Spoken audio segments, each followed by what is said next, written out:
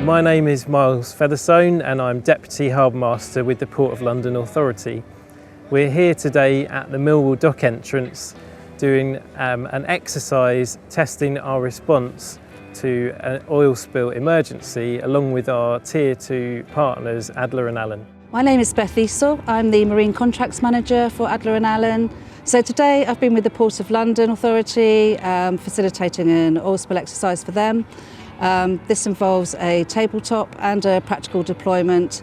So the management team will be inside around the table looking at the problems that we've set them with the scenario and deciding a strategy so that they can inform the people on scene where they want them to go and what they want them to do.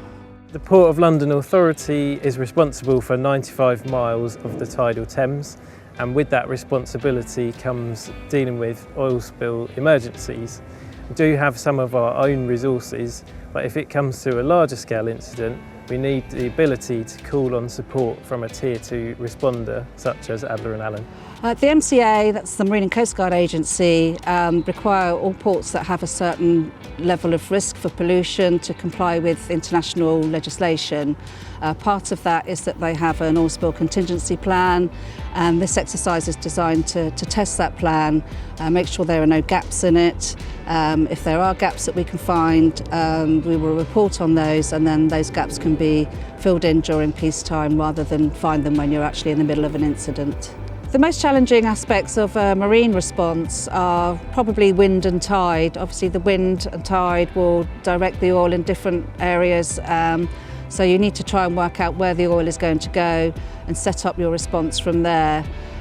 This is quite a logistical problem. Sometimes there are even bigger logistical problems. For instance, we'll have an incident, a spill inside a large container vessel where we have to get a crane and actually crane a tanker into the vessel to do the clean-up that way. So there are lots of problems that we face, but wind and tide is probably the biggest factor in open water.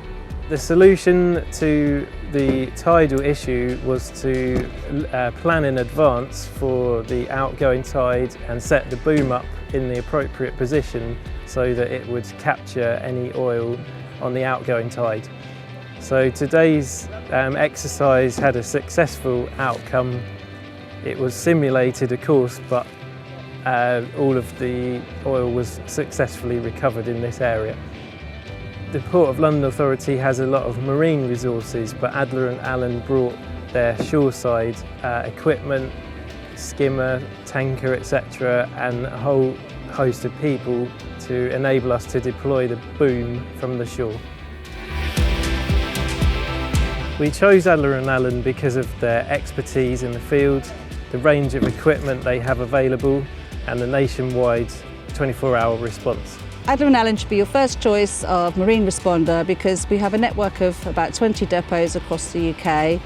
5 of those are marine specialist depots, but we do have trained responders in all of them.